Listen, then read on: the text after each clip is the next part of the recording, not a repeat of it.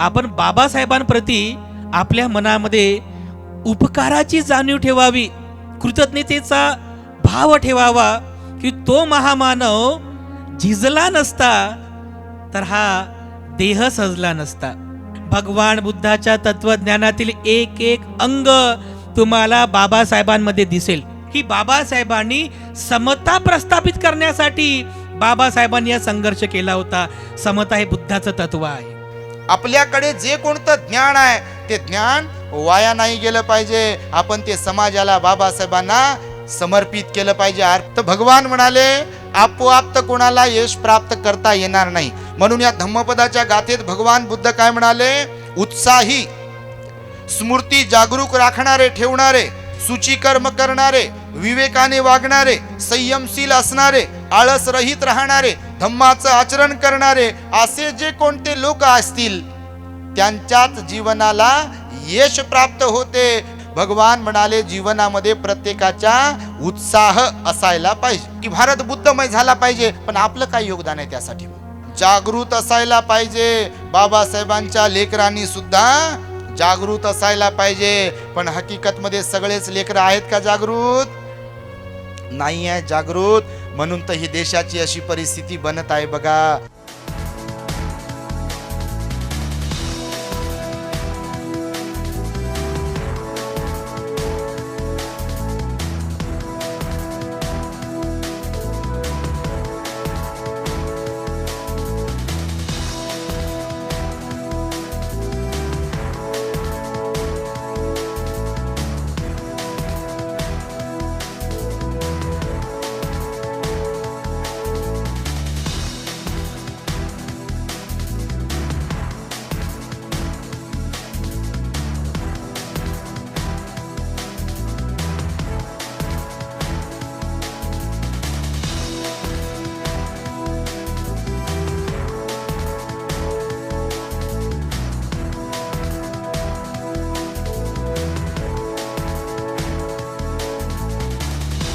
महाकारुणिक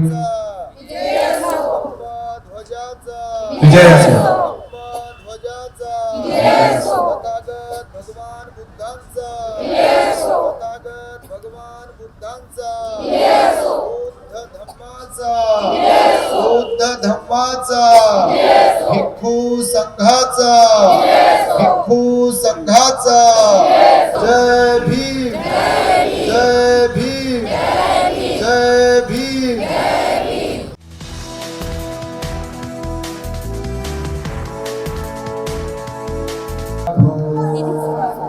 साधु यस्समुल्ले निसिन्नो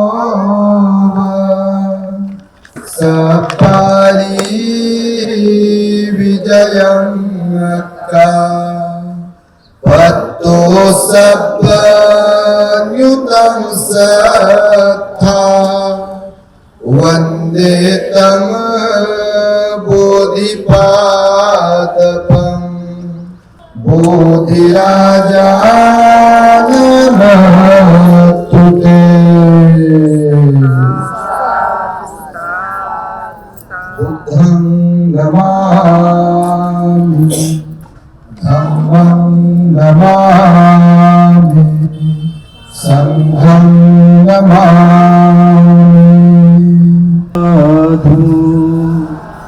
साधु साधु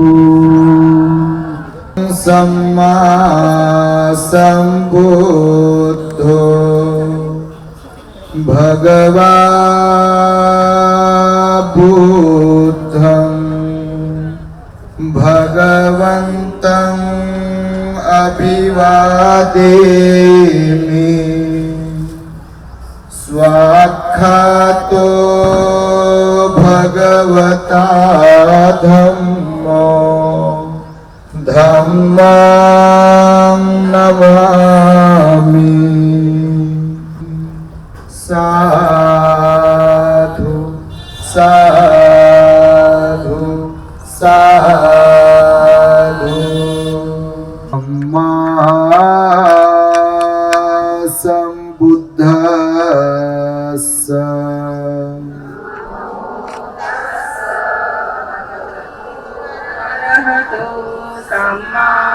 सम्बुद्धस्स नमो तस्स भगवतो अरहतो सम्मा सम्बुद्धस्स नमो तस्स भगवतो अरहतो सम्मा सम्बुद्धस्स बुद्धं शरणं गच्छामि बुद्धं शरणं गच्छामि धम्मं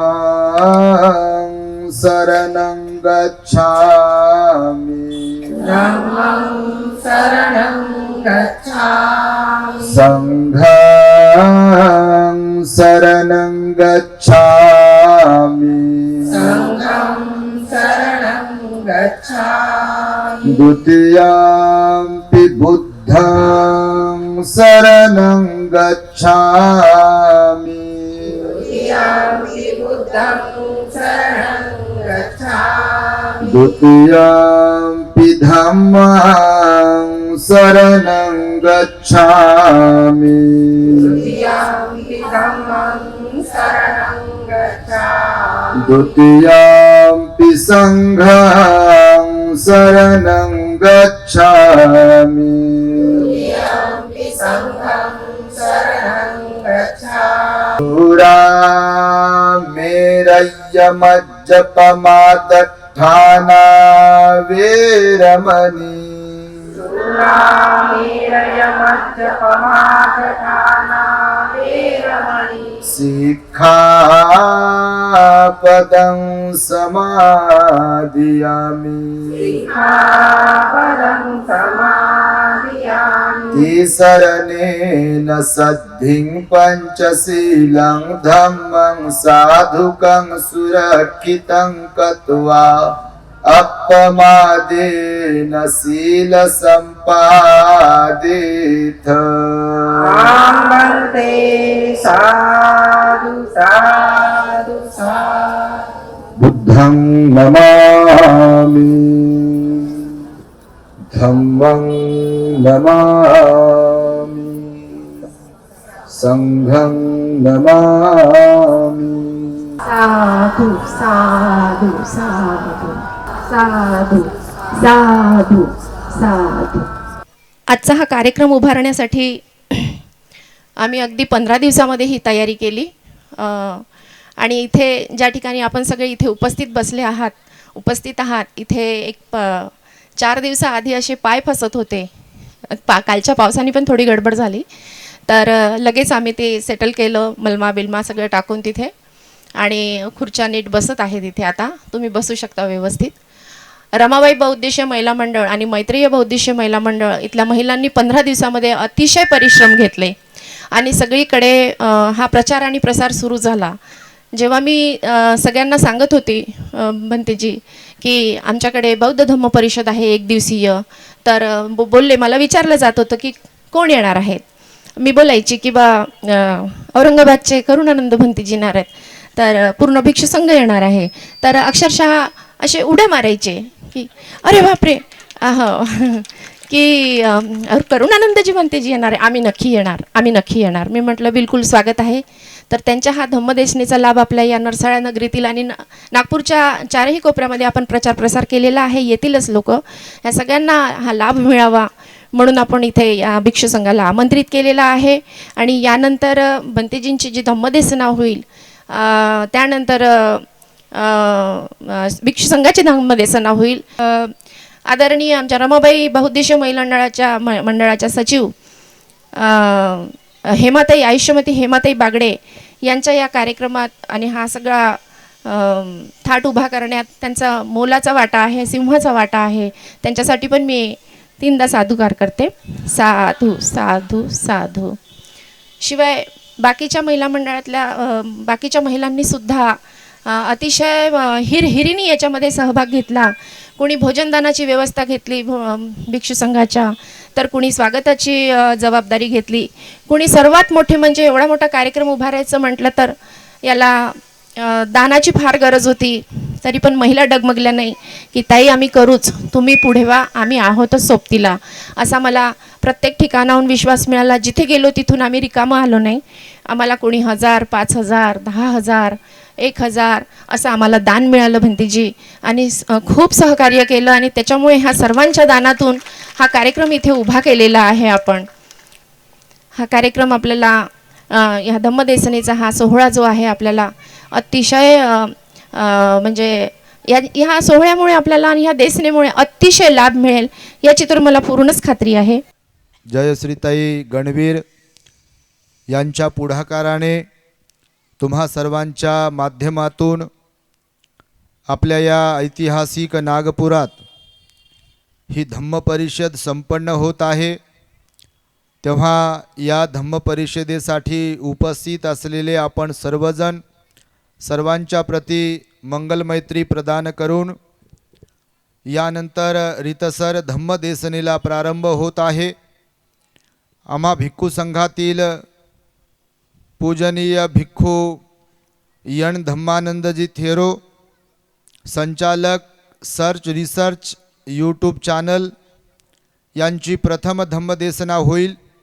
तदनंतर प्युरिटी ऑफ माइंड या यूट्यूब चॅनलचे संचालक असलेले पूजनीय भिक्खू धम्मबोधीजी थेरो यांची धम्मदेसना होईल. आणि शेवटी वेळ जर मिळाला तर आमची धम्मदेसना होईल. उपस्थितांनो, आपण सर्व फार पुण्यवान आहात. मी नेहमीच हा शब्दप्रयोग करतो. नागपूरमध्ये राहणारे लोक हे अतिशय पुण्यवान आहेत. कारण ज्या भूमीला नागवंशीय लोकांचा पदस्पर्श झाला, ज्या भूमीला बोधिसत्वाचा पदस्पर्श झाला आणि ज्या भूमीतून या भारतामध्ये बुद्ध धम्माचं पुनर्जीवन झालं, त्या ऐतिहासिक नागवंशीय भूमीचे आपण सर्व नागरिक आहात. त्यामुळे नक्कीच हा पुण्य लाभ आपल्या सर्वांना प्राप्त झालेला आहे. त्यामुळे नागपूरमध्ये राहणारे जे बौद्ध लोक आहेत ते या दृष्टीने सर्वाधिक पुण्यवान आहेत. कारण ही धम्मक्रांती इथूनच सुरू झालेली आहे. 67 वर्षे झाले या धम्मक्रांतीला. आपण सर्व 67 वर्षांचे बौद्ध झालेले आहोत. 68व्या वर्षामध्ये आपण पदार्पण केलेलं आहे.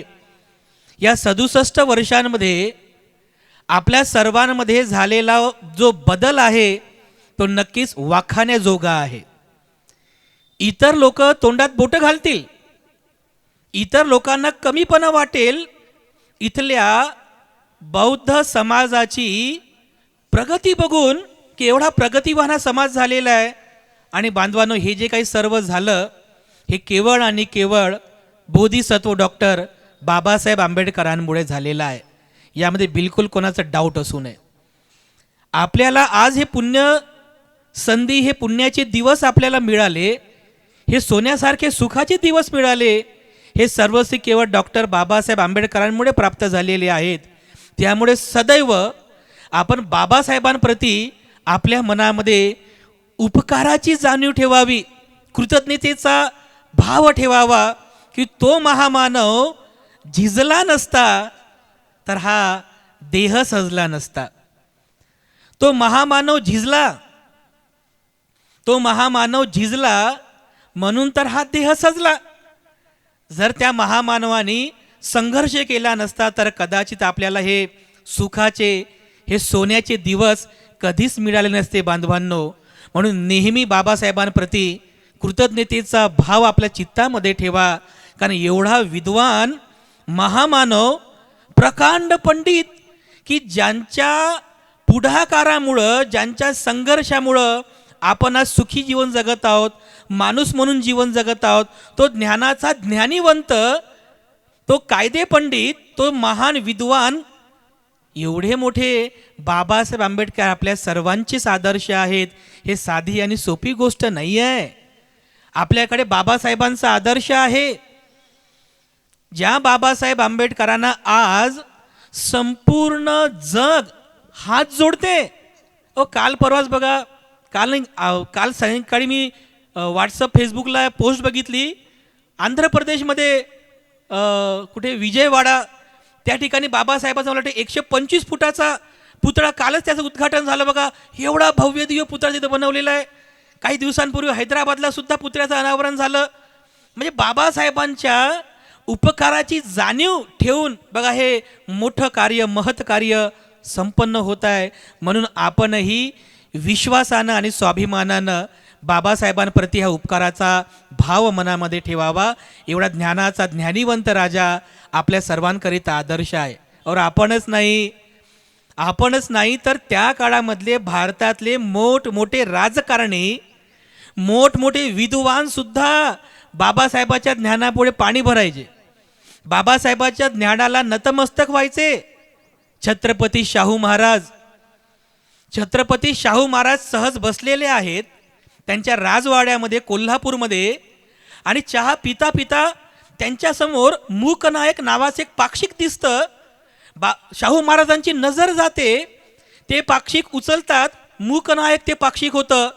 शाहू महाराज ते बघतात, वाचतात, आणि अत्यंत उत्कृष्ट पद्धतीचे आर्टिकल त्याच्यामध्ये शाहू महाराजांनी वाचले. आणि लेखक होते डॉक्टर बाबासाहेब आंबेडकर. शाहू महाराजांना आश्चर्य वाटलं, अरे कोण आहे हा B.R. आंबेडकर? हा कोण आहे की ज्यांनी या भारतातील दीन दलित शोषित समाजाचा इतिहास या मूकनायकामध्ये मांडला? याला भेटायला पाहिजे. या विद्वान, या महान व्यक्तिमत्वाला आपण भेटायला पाहिजे. शाहू महाराज त्याच ठिकाणी ठरवतात. कोल्हापूरहून शाहू महाराज मुंबईला जातात, डबक चाळीमध्ये, जिथे बाबासाहेब आंबेडकर राहत होते. कशासाठी? एवढा विद्वान कोण आहे हा B.R. आंबेडकर? हा एवढा विद्वान B.R. आंबेडकर, त्याला आपण भेटलंच पाहिजे. आणि जे कार्य बाबासाहेबांनी सुरू केलेलं आहे त्या कार्याला आपण गती दिली पाहिजे. म्हणून शाहू महाराज कोल्हापूरवरून मुंबईला जातात, आणि मुंबईला जातात त्या डबक चाळीमध्ये लोक पाहतात, अरे शाहू महाराज आले, शाहू महाराज आले, अरे बघा बघा शाहू महाराज आले. शाहू महाराजांची ते घोड्यांचा तो रथ, एकदम थाटामाटात असलेले शाहू महाराज रथाच्या खाली उतरतात आणि विचारतात की भीमराव कुठे राहतात? त्या डबक चाळीचा पत्ता होता. शाहू महाराज बाबासाहेबांच्या त्या डबक चाळी त्या रूमपर्यंत जातात. बाबासाहेबांना आश्चर्य वाटतं की अरे एवढे मोठे शाहू महाराज म्हणजे कोल्हापूर संस्थानाचे राजे, कोल्हापूर संस्थानाचे राजे हे महाराज मला भेटायला आले, और किती आश्चर्य. बाबासाहेब लगेच तयार होतात. छोट्याशा रूममध्ये शाहू महाराज प्रवेश करतात, बरोबर त्यांना हात जोडतात. शाहू महाराज बसतात आणि शाहू महाराज बाबासाहेबांसोबत चर्चा करत आहेत. आणि बाबासाहेब बघा शाहू महाराजांना काय म्हणतात की महाराज, महाराज मी आज धन्य झालो महाराज, तुमच्यासारखे एवढे मोठे राजे आज माझ्याकडे आले, एवढे मोठे राजे माझ्याकडे आले, मी धन्य झालो महाराज, मी धन्य झालो. बघा शाहू महाराज, छत्रपती शाहू महाराज बाबासाहेबांना काय म्हणतात? अरे भीमराव, अरे भीमराव आम्ही कसले राजे, भीमराव आम्ही कसले राजे, आम्ही तर परंपरेचे राजे आहोत. आणि बरोबरच आहे ना, शाहू महाराज हे परंपरेने झालेले राजे होते. भीमराव आम्ही कसले राजे, ओ आम्ही तर परंपरेचे राजे आहोत. अरे तुम्ही तर ज्ञानाचे राजे आहात, आणि एक परंपरेचा राजा ज्ञानाच्या राजाला भेटायला आलेला आहे. बस एवढंच. शाहू महाराजांनी बघा किती भरभरून स्तुती केली. ज्ञानाचा राजा म्हटलं बाबासाहेब आंबेडकरांना, हा ज्ञानाचा राजा आपल्या सर्वांचा आदर्श आहे. त्यावेळेस शाहू महाराजांनी बाबासाहेब आंबेडकरांना त्यांचं मूकनाईक पाक्षिक चालवण्यासाठी काही आर्थिक सहकार्य सुद्धा केलं होतं. बघा एवढे मोठे मोठे राजे, महाराजे, विद्वान, महाविद्वान लोक बाबासाहेबाच्या ज्ञानाची स्तुती करतात. एवढा ज्ञानाचा राजा आपल्या सर्वांचा आदर्श आहे. कित्येक विषय बाबासाहेबांचे होते. बघा आज आपण सगळेच अभ्यासू लोक आहात, बुद्धिजीवी लोक आहात. विविध प्रवचनांमधून, भाषणांमधून, व्याख्यानांमधून किंवा पुस्तकांमधून बाबासाहेबाच्या ज्ञानातील विविध प्रकारचे अंग आपण पाहतो. जसं अर्थशास्त्री बाबासाहेब आपण वाचला असेल, वाचला ना? अर्थशास्त्री बाबासाहेब, कायदे पंडित बाबासाहेब, मानव वंश शास्त्रज्ञ बाबासाहेब, समाजशास्त्रज्ञ बाबासाहेब, कायदे पंडित बाबासाहेब, राज्यशास्त्रज्ञ बाबासाहेब, प्रशासन शास्त्रज्ञ बाबासाहेब. अरे किती ज्ञानाच्या राजाकडे किती शास्त्र होते, किती ज्ञानाची अंग होते. अशा विविध अंगाने आपण बाबासाहेबांना वाचलेलं आहे. मी सहज या गोष्टीचा विचार केला बाबासाहेबांना वाचत असताना, की बाबासाहेबांना आपण अर्थशास्त्री बाबासाहेब वाचलं, समाजशास्त्री बाबासाहेब वाचलं, कायदे पंडित कायदेशास्त्रज्ञ बाबासाहेब वाचलं, मानववंश शास्त्रज्ञ बाबासाहेब वाचलं. पण या सर्व ज्ञानाच्या विविध अंगांसोबत बाबासाहेबांमध्ये आणखीन एक गुण होता. तो गुण म्हणजे धम्मवान बाबासाहेब. धम्मवान बाबासाहेब. बहुतांश म्हणजे तुम्ही बघा, खूप कमी ठिकाणी बाबासाहेबाला धम्ममार्गी बाबासाहेबाचा उल्लेख केलेला आहे. खूप कमी पुस्तकांमध्ये. बाबासाहेब नक्कीच ज्ञानीवंत होतेच, सगळ्या विषयांचं ज्ञान होतं. पण बाबासाहेब ज्या अर्थी आपण धम्मदेसना ऐकत आहात, त्या अर्थी बाबासाहेबांमधले हे जे काही धार्मिक अंग आहेत, बाबासाहेबांमधला जो धम्मगामी बाबासाहेब आहे, बाबासाहेबांमधला जो धम्म मार्गी बाबासाहेब आहे, बाबासाहेबांमधला जो धम्मवान बाबासाहेब आहे, तो सुद्धा आपण थोडा थोडा जाणला पाहिजे. तो सुद्धा आपण थोडा थोडा समजून घेण्याचा प्रयत्न करायला पाहिजे. कारण खूप कमी पुस्तकांमध्ये, खूप कमी व्याख्यानांमध्ये बाबासाहेबांमधला हा धम्मगुण प्रकाशित केला जातो. बघा, बाबासाहेबांमध्ये असलेले धम्माचे अंग, बाबासाहेबांमधली असलेली धार्मिकता, बाबासाहेब कसे धम्मवान होते, बाबासाहेब कसे धम्मगामी होते, बाबासाहेब कसे धर्ममार्गी होते, हे खूप कमी ठिकाणी आपल्याला वाचायला मिळतं, खूप कमी ठिकाणी ऐकायला मिळतं. म्हणून मी सहज विचार केला, बाबासाहेबाचं जीवनचरित्र वाचलं तर बाबासाहेबांच्या जीवनचरित्रामध्ये जर तुम्ही वाचाल बाबासाहेबांचं जीवनचरित्र, तर तुमच्या लक्षात येईल की बाबासाहेब केवळ 14 ऑक्टोबर 1956 बौद्ध झाले नाही. केवळ बाबासाहेब 14 ऑक्टोबर 1956 बौद्ध झाले नाही, तर बाबासाहेब हे मुळात बौद्धच होते. बाबासाहेब हे मूलतः बुद्ध विचारांचेच होते. बाबासाहेब हे मूलतः धम्मगामी होते, धम्म मार्गी बाबासाहेब होते. जेव्हा तुम्ही जीवनचरित्राचा अभ्यास कराल तेव्हा तुमच्या ते लक्षात येईल.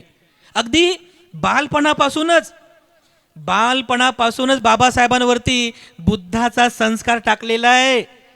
त्या भीमाच्या बालमनावरती बाबासाहेबाचा संस्कार पेरलेला आहे. बघा, तुम्ही भगवान बुद्ध आणि त्यांचा धम्म ग्रंथ दरवर्षी तुम्ही वाचताय. दरवर्षी तुम्ही वर्षावासामध्ये हा ग्रंथ वाचता. कधीतरी तुम्ही प्रस्तावना वाचली का? किती लोक आहेत बरं ज्यांनी प्रस्तावना वाचली? हात वर नका करू, नाही तर बाकीच्या आम्ही नाही वाचली. वर हात नका वर करू.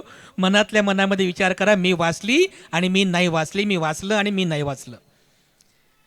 बांधवांनो, जेव्हा आपण एखादा ग्रंथ वाचतो तर त्या ग्रंथाची प्रस्तावना सुद्धा वाचत चला. जेव्हा आपण एखादा ग्रंथ वाचतो ना, तर त्या ग्रंथाची प्रस्तावना सुद्धा वाचा. कारण ही जी प्रस्तावना असते, या प्रस्तावनेमध्ये तो त्या पुस्तकाचा लेखक त्या प्रस्तावनेमध्ये स्वतःचं मत प्रदर्शित करतो की हे पुस्तक लिहिताना मला कोणी कोणी सहकार्य केलं, हे पुस्तक लिहिताना मी कोणते कोणते संदर्भ ग्रंथ वाचले, हे पुस्तक लिहिताना मला किती हालअपेष्टा सहन करावे लागल्या, हे पुस्तक लिहिताना मला कोणी कोणी मार्गदर्शन केलं. हे सगळंच सगळं हे प्रस्तावनेमध्ये त्या पुस्तकाचा लेखक लिहित असतो. जरी प्रस्तावना ही पुस्तकाच्या पहिल्या पानावरती असते, पण बांधवांनो, पुस्तकाची प्रस्तावना ही सगळ्यात शेवटी लिहित असतो पुस्तकाचा लेखक. बरोबर आहे ना? जरी प्रस्तावना सुरुवातीला असेल, पण पुस्तकाचा लेखक पुस्तकाच्या म्हणजे सगळं कार्य झाल्याच्या नंतर शेवटी लिहित असतो प्रस्तावना. म्हणून प्रस्तावना वाचा. तुम्हाला सर्वांनाच माहिती असेल की बाबासाहेबाचे वडील कबीरपंथी होते. कबीरांचे दोहे म्हणणं, कबीरांच्या दोह्यांचा संस्कार करणं, झोपण्यापूर्वी, झोपल्यानंतर, जेवणाच्या अगोदर कबीराचे दोहे म्हणत राहणं, म्हणजे बाबासाहेबांच्या घरातील जे वातावरण होतं ते म्हणजे लहानपणापासूनच घरातलं वातावरण धार्मिक होतं. तर बाबासाहेबांनी बालपणाचा एक किस्सा सांगितला. बाबासाहेब लिहितात की मी अत्यंत मेहनत करून अभ्यास करून मॅट्रिकची परीक्षा पास केली. बाबासाहेबांनी मॅट्रिकची परीक्षा पास केली. त्यावेळेस 4थ्या वर्गाला मॅट्रिक होती. 4था वर्ग जसं आज 10वीला आहे ना, त्यावेळेस 4थीला मॅट्रिक होती. तर बाबासाहेबांनी मॅट्रिकची परीक्षा पास केली. तर आपल्या समाजातील लोकांना असं वाटलं, अरे अरे बघा भिवा हा पहिला विद्यार्थी आहे की ज्याने मॅट्रिकची परीक्षा पास केली. तर आपल्या लोकांना वाटलं की आपण भिवाचा सत्कार करायला पाहिजे. पहिला विद्यार्थी आहे ना की ज्याने मॅट्रिकची परीक्षा पास केली. तर काही लोक रामजी पित्यांकडे गेले. रामजी पित्यांना म्हणतात की रामजी पिता, आपला मुलगा भिवा पहिला विद्यार्थी आहे जो मॅट्रिकची परीक्षा पास झाला, तर आम्ही ठरवलेला आहे त्याचा सत्कार करायचा. तर रामजी पिता बाबासाहेब म्हणतात, माझे पिता खूप स्ट्रिक्ट होते. म्हणजे बाबासाहेबांनी आपल्या पित्याचा उल्लेख तो तानाशाह नाही का, हिटलरप्रमाणे उल्लेख केलेला आहे. म्हणजे कसं एकदम कडक होते बाबासाहेबांचे वडील, नियम ते नियम. तर बाबासाहेबांचे वडील रामजी पिता त्या लोकांना म्हणाले की नाही सत्कार करायचा नाही. असे जर सत्कार केले तर आपल्या पोरांच्या मनामध्ये अहंभाव निर्माण होतो आणि अहंभाव निर्माण झाला की मग आपले पोरं अभ्यास करत नाहीत. त्या लोकांना नाराजी वाटली कारण रामजी पिता सत्कार करण्यास तयार नव्हते. तर हे सगळे लोक कृष्णाजी केळुस्कर गुरुजींना भेटले, त्यांना विनंती केली. तेव्हा केळुस्कर गुरुजी हे बाबासाहेबांच्या वडिलांचे मित्र होते. तर केळुस्कर गुरुजी गेले, त्यांना समजवलं की सत्कार करू द्या. तेव्हा बाबासाहेबाचे वडील मान्य झाले आणि त्यावेळेस आपल्या समाजातील लोकांनी बाबासाहेब आंबेडकरांचा मॅट्रिकची परीक्षा पास झाल्याच्या प्रित्यर्थ सत्कार केला होता. आणि त्या सत्कार समारंभामध्ये बाबासाहेब आंबेडकरांना कृष्णाजी केळुस्कर गुरुजींनी बुद्धाचं चरित्र नावाचा ग्रंथ त्यांना भेट स्वरूप दिला होता. कृष्णाजी केळुस्कर गुरुजींनी बुद्धाचं चरित्र नावाचा ग्रंथ सयाजीराव गायकवाडांच्या लायब्ररीला देण्यासाठी लिहिला होता. तोच ग्रंथ बाबासाहेब आंबेडकरांना बक्षीस स्वरूप दिला. तेव्हा पहिल्यांदा बाबासाहेब आंबेडकरांनी जेव्हा ते पुस्तक वाचलं बुद्धाचं चरित्र, तेव्हा पहिल्यांदा म्हणजे बाबासाहेबाचं वय किती होतं त्यावेळेस? बाबासाहेबाचं वय मला वाटते 14 का 15 वर्ष त्या बाबासाहेबाचं वय होतं. त्या वयामध्ये सर्वप्रथम बाबासाहेबांनी ते बुद्धाचं चरित्र हा ग्रंथ वाचला. आणि तो ग्रंथ वाचल्यानंतर, तो सगळा ग्रंथ वाचल्यानंतर बघा, बालभिवा 15 ते 16 वर्षांचे आपले बाबासाहेब आंबेडकर, पण लहानपणातील बाबासाहेबाचं चित्त किती शार्प होतं, किती ग्रास्पिंग पॉवर बाबासाहेबांचा होता. ते सगळं पुस्तक वाचल्यानंतर बाबासाहेबाच्या मनामध्ये प्रश्न निर्माण झाला की माझ्या वडिलांनी आतापर्यंत मला कधीच बुद्धाचा परिचय का करून दिला नाही? मला बुद्धांचा परिचय का करून दिला नाही? जेव्हा प्रत्येक वेळेस रामायणाच्याच कथा सांगितल्या, प्रत्येक वेळेस महाभारताच्याच कथा सांगितल्या, त्याच्यामध्ये जे पार्ट आहेत ते कृष्ण, ते कर्ण, ते सगळं त्याचेच मला कथा सांगितल्या. परंतु मला माझ्या पित्यांनी बुद्धाचा परिचय का करून दिला नाही, हा प्रश्न बाबासाहेबाच्या मनात उपस्थित झाला. बघा, बाबासाहेबाचं बालमन बाबासाहेबांचं किती ग्रास्पिंग होतं. एकदा बाबासाहेबांनी डेअरिंग केलीच आणि बाबासाहेब आंबेडकरांनी धाडसपूर्ण आपल्या वडिलांना विचारलं की तुम्ही मला बुद्धांचा परिचय का करून दिला नाही? तेव्हा बाबासाहेब आंबेडकर रामजी पिता बाबासाहेबांना म्हणतात की अरे भिवा, आपण खालच्या जातीमध्ये जन्मास आलेले आहोत. त्याच्यामुळे तुझ्या मनात खालच्या जातीचा न्यूनगंड उत्पन्न होऊ नये म्हणून मी तुला त्या रामायणाच्या आणि महाभारताच्या कथा सांगितल्या. त्या कथेमध्ये जसा तो कर्ण, जसा तो द्रोण खालच्या जातीत जन्मास आले, पण त्यांनी मोठा पराक्रम गाजवला, म्हणून तुझ्यामध्ये हा पराक्रम निर्माण व्हावा याकरिता मी तुला त्या कथा सांगायचो. बाबासाहेबाच्या मनाचं काही समाधान झालं नाही. बाबासाहेबाच्या मनाचं या उत्तराने काही समाधान झालं नाही, पण त्या प्रस्तावनेमध्ये बाबासाहेब आंबेडकर लिहितात की अशा पद्धतीने पहिल्यांदा माझा आणि बुद्धाचा परिचय झाला. ही पहिली वेळ होती बालमनामध्ये. बाबासाहेबाच्या बालपणातच बाबासाहेबाच्या मनावर बुद्धाचा संस्कार पेरला गेला. आणि बाबासाहेब हे लिहितात, मी जे बुद्ध धम्माकडे वळालो ते खाली मनाने वळालो नाही. एक विशिष्ट बॅकग्राऊंड आहे, मला एक विशिष्ट पार्श्वभूमी आहे आणि त्यामुळेच तरी बुद्ध धम्माकडे वळालो. तेव्हापासून बाबासाहेबाच्या मनावर जो बुद्धाचा संस्कार पेरला गेला, बांधवांनो, शेवटपर्यंत बाबासाहेब कधीच बुद्धाला विसरले नाही. इथून सुरुवात होती बाबासाहेबाची धम्मवान बनण्याची, इथून सुरुवात होती बाबासाहेबाची धम्म मार्गी बनण्याची, इथून सुरुवात होती बाबासाहेबाची धम्मवान बनण्याची. हा तो प्रसंग आहे. आणि म्हणून बाबासाहेबांनी त्या ठिकाणी तो नेहमी उल्लेख केला की ज्या अर्थी मला ही पार्श्वभूमी प्राप्त झाली आणि म्हणून माझा आणि बुद्धांचा परिचय झाला, त्यावेळेस बाबासाहेब आंबेडकरांनी बुद्धांना वाचलं, बुद्धांना समजून घेतलं आणि बुद्धांना प्रत्येक क्षणी बाबासाहेबांनी फॉलो केलेलं आहे. भगवान बुद्धाच्या तत्वज्ञानातील एक एक अंग तुम्हाला बाबासाहेबांमध्ये दिसेल. बाबासाहेब कशी श्रद्धावान होते हे तुमच्या लक्षात येईल. बाबासाहेब आंबेडकर त्या पत्रकारांना ठासून सांगतात, की नाही, हे चुकीचं आहे, हे पूर्णपणे चुकीचं आहे. नथी मे शरणं अय्यं, बुद्धो मे शरणं वरं, धम्मो मे शरणं वरं, संघो मे शरणं वरं, एतेन सच्च वज्जेन हो तुम्ही जय मंगलं. बाबासाहेब त्यांना सांगतात की माझं बुद्ध धम्म संघाव्यतिरिक्त दुसरं कोणतं शरणस्थान नाही आहे आणि हे सत्यवचन आहे. अशी बघा बाबासाहेबाची श्रद्धा. ठासून सांगतात बाबासाहेब त्या पत्रकारांना, बिलकुल निडर होऊन, अभय होऊन बाबासाहेब ठासून सांगतात की बुद्धाशिवाय माझं दुसरं कोणतं शरणस्थान नाही आहे. ही बघा बाबासाहेबांची श्रद्धा आहे.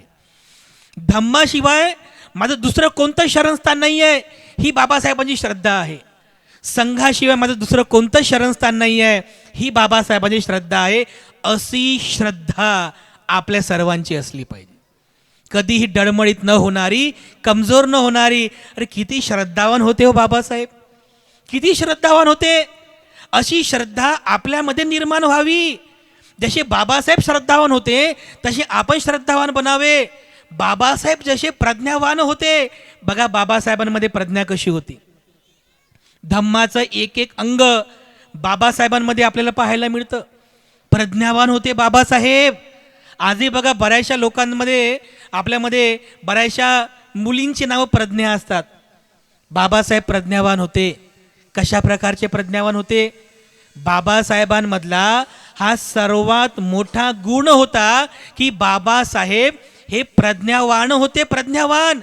कारण बाबासाहेब आंबेडकरांनी या सगळ्या गोष्टींचं चिंतन केलं, आपल्या लोकांच्या परिस्थितीचं चिंतन केलं. तेव्हा बाबासाहेबांनी जाणलं की आपले लोक दुःखी आहेत. अरे आपल्या लोकांचं हे दुःख दूर झालं पाहिजे. आपल्या लोकांचं चिंतन केलं बाबासाहेब आंबेडकरांनी, संघर्ष सुरू केला. बघा महाडच्या चौदार तळ्यावर बाबासाहेबांनी संघर्ष सुरू केला पाण्याचा, आहे की नाही. महाडचा चौदार तळ्याचा सत्याग्रह. आजही लोक बघा त्या महाडला जातात, त्या महाडला गेल्यानंतर त्या तलावाचं पाणी पितात. तर बघा आम्ही लोकांना सांगतो की अरे बाबांनो हे पाणी पिऊ नका. बाबासाहेबांनी पाणी पिण्यासाठी संघर्ष नव्हता केला. बाबासाहेबाला का तहान लागली होती का? बाबासाहेबांना तहान लागली होती. अरे खरंच जर तहान लागली असेल तर हजार लोक होते रे बाबासाहेबाला पाणी पाजायला. महाडचा चौदार तळ्याचा सत्याग्रह हा पाणी पिण्यासाठी नव्हता, तर पाणी हे निसर्गाची देणगी आहे आणि पाण्यावर सर्वांचा समान अधिकार आहे हे ठासून सांगण्यासाठी, हा अधिकार मिळवण्यासाठी बाबासाहेबांनी त्या ठिकाणाचं प्रतिकात्मकरित्या पाणी पिलेलं आहे. बाबासाहेबाची ही प्रज्ञा आहे. हे अडाणपणामध्ये बाबासाहेबांनी केलं नाही आहे, हे अज्ञानपणात बाबासाहेबांनी केलं नाही. बाबासाहेबाला त्या ठिकाणी समता प्रस्थापित करायची होती. ही प्रज्ञा बाबासाहेबांमधली आपल्याला समजली पाहिजे. अडाणपणामध्ये बाबासाहेबांच्या तिथं संघर्ष झाला तर ते पाणी पिऊन चालणार नाही बांधवांनो. व आजही लोक पाणी पितात, तिथे जाऊन म्हणतात की बाबासाहेबांनी या पाण्याला स्पर्श केला, हे पाणी खूप पवित्र आहे म्हणतात, हे पाणी आम्हाला पिऊ द्या. अरे बाबांनो, ते पाणी पिण्यासाठी नव्हतंच. आणि आज तरी बघा ते पाणी इतकं घाण झालेलं आहे. हे जे सत्याग्रह बाबासाहेबांनी केला, प्रज्ञापूर्वक समजून घेतलं पाहिजे की बाबासाहेबांनी समता प्रस्थापित करण्यासाठी बाबासाहेबांनी हा संघर्ष केला होता. समता हे बुद्धाचं तत्व आहे, समता हे बुद्धाचं तत्व आहे. त्या काळाराम मंदिराचा सत्याग्रह केला.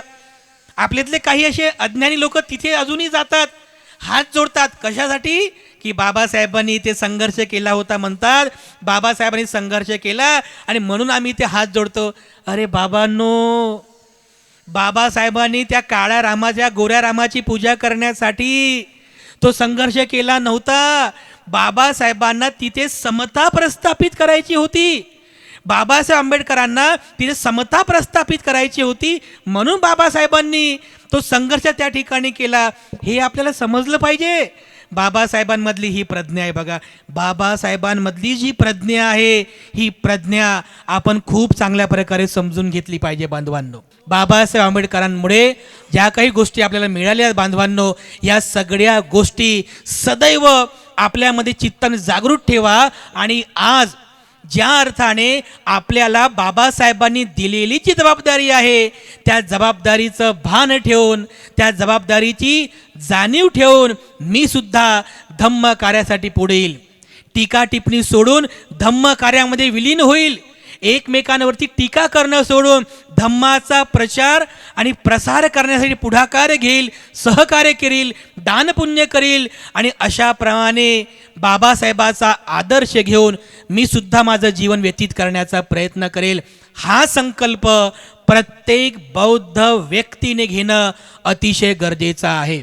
तेव्हा आजची ही जी काही धम्म परिषद आपण संपन्न करीत आहोत, या धम्म परिषदेच्या निमित्ताने मी पुनश्च एकदा आपल्या सर्वांप्रती ही मंगलकामना अर्पण करतो. हा संदेश मात्र आपण सर्वांनी घेऊन जावा. आज या अनुत्तरीय सूत्राच्या द्वारा थोडक्यामध्ये मी तुम्हाला धम्मदेशना देण्याचा प्रयत्न करतो, ज्यामध्ये भगवंताने 6 प्रकारचे श्रेष्ठ असे दर्शन सांगितले आहे.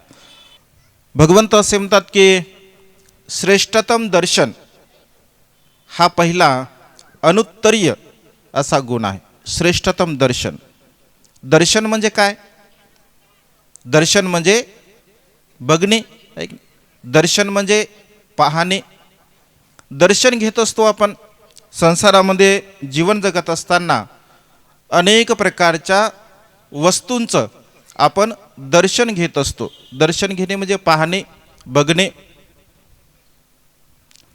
ज्या ज्या वस्तू आपल्या डोळ्याने दिसतात, ज्या ज्या वस्तू आपल्या डोळ्याने दिसतात, त्या सर्व प्रकारच्या वस्तूंचं आपण दर्शन घेत असतो. जसं साहित्यामध्ये सांगताना भगवंताने असं म्हटलं, काही लोक हत्तीचं दर्शन घेतात, काही लोक घोड्याचं दर्शन घेतात, काही लोक बैलांचं दर्शन घेतात, काही लोक गाढवांचं, कुत्र्यांचं दर्शन घेतात, काही लोक पशुपक्ष्यांचं दर्शन घेतात. जी जी वस्तू आपल्याला दिसत असते, त्या त्या वस्तूचं मनुष्य दर्शन घेत असतो. मग अशा प्रकारच्या दर्शनाने मनुष्याचं कल्याण होईल का? मनुष्याचं मंगल होईल का? एखाद्या पशुचं जर आपण दर्शन घेतलं, एखाद्या झाडांचं जर आपण दर्शन घेतलं, एखाद्या नदीचं जर आपण दर्शन घेतलं, एखाद्या निर्जीव दगडाचं जर आपण दर्शन घेतलं, तर आपलं कल्याण होईल का? कल्याण होईल का? होणार नाही. परंतु या संसारामध्ये असे असंख्य लोक आहे की जे पशूंचं दर्शन घेतात. घेतात का नाही? असंख्य लोक आहे नदीचं दर्शन घेतात. असंख्य लोक आहे झाडांचं दर्शन घेतात. म्हणजे दर्शन घेणारे अनेक लोक आहेत. वेगवेगळ्या प्रकारचं दर्शन या संसारामध्ये लोक घेत असतात.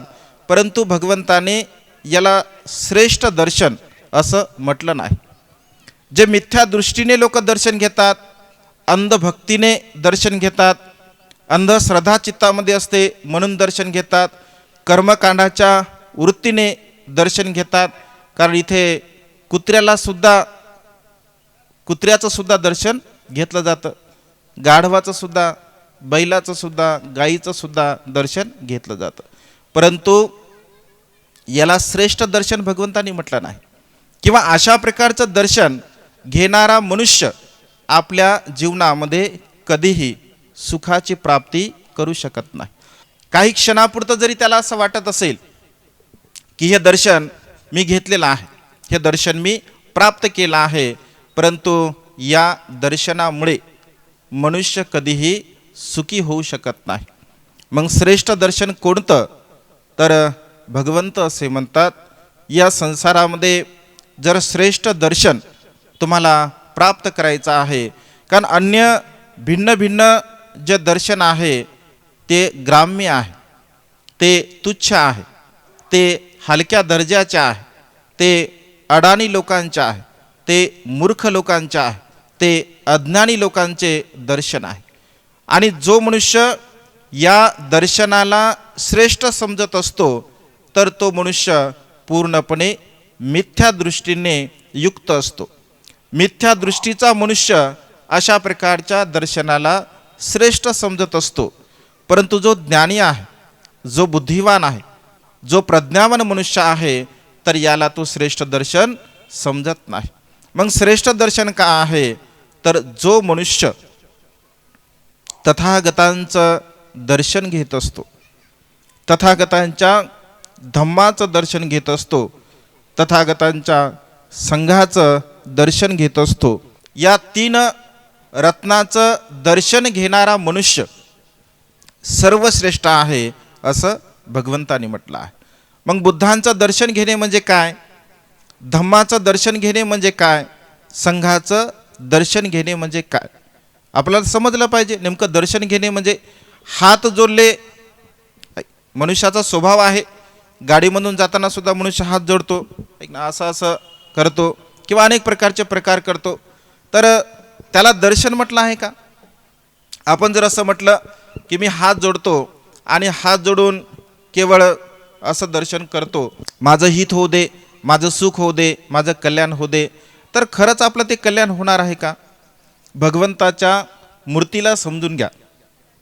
आपण हात जोडले, भगवंताच्या बुद्धरूपाला, मूर्तीला आपण हात जोडले, आणि असं जर आपण विचार करू लागलो की मी रोज भगवंताच्या मूर्तीला हात जोडतो, मूर्तीचं वंदन करतो, माझं कल्याण होऊ दे, मला सुख लाभू दे, मी कोणतंही आचरण करणार नाही, मी कोणतंही चांगल्या प्रकारचं आचरण करणार नाही, मी प्राण्यांची हिंसा करेल, मी चोरी करेल, मी व्यभिचार करेल, मी खोटं बोलेल, निंदा नालस्ती करेल, चहाडी चुकली करेल, व्यर्थ बडबड करेल, व्यसन करेल, अनेक प्रकारचे अकुशल कर्म करेल, आणि रोज मी तथागतांना वंदन करेल, तथागतांच्या मूर्तीचं मी दर्शन करेल, खरंच सुख लाभेल का? सुख लाभणार नाही आहे. तथागतांचं दर्शन करणे म्हणजे केवळ तथागतांच्या बुद्धरूपाचं, मूर्तीचं दर्शन करणे नव्हे, तर तथागतांचं दर्शन करणे म्हणजे तथागतांमध्ये असणारे जे सद्गुण आहे. वंदनेमध्ये आपण म्हणतो ना, वंदनेमध्ये आपण म्हणतो इतिपिसो भगवा अरहं सम्मा संबुद्धो विद्या चरण संपन्नो सुगतो लोकविदु अनुत्तरो पुरी सदम्म सारथी सत्था देव मनुसानं बुद्धो भगवाती. भगवंतामध्ये असणारे हे जे 9 गुण आहे, या 9 गुणांचं यथार्थ रूपाने आपण दर्शन घेतलं पाहिजे, त्याला आपण जाणलं पाहिजे, त्याला आपण समजून घेतलं पाहिजे. जर यथार्थ रूपाने सम्यक दृष्टीने जर ह्या गोष्टीला आपण जाणत असेल तर तथागतांचं दर्शन खऱ्या अर्थाने आपण घेऊ शकतो. तसं वंदनेमध्ये आहे, वंदनेमध्ये 6 गुण आहे, संघामध्ये सुद्धा 6 गुण आहे, बुद्धामध्ये 6 गुण, बुद्धामध्ये 9 गुण, धम्मामध्ये 6 गुण आणि संघामध्ये 9 गुण. अशा प्रकारच्या या संपूर्ण गुणांचं जर आपण दर्शन करत असेल, या संपूर्ण गुणाला आपण समजून घेत असेल, जाणून घेत असेल, त्यानुसार जीवन जगण्याचा जर आपण प्रयत्न करत असेल तर निश्चितपणे श्रेष्ठ दर्शन आपण घेऊ शकतो. आणि त्यामुळे भगवंत असे म्हणतात की आपल्या सम्यक दृष्टीच्या द्वारा आपण दर्शन करण्याचा प्रयत्न केला पाहिजे. कारण या संसारामध्ये असंख्य लोक केवळ मिथ्या दृष्टीने जीवन जगणारे आहे. मिथ्या दृष्टीने जीवन जगणारे असल्यामुळे यथार्थ रूपाने तथागतांच्या धम्माचं अनुसरण करत असताना, आचरण करत असताना जी गोष्ट आपल्याला प्राप्त व्हायला पाहिजे किंवा जी गोष्ट आपल्याला प्राप्त करायची असते तर ती गोष्ट आपण प्राप्त करू शकत नाही.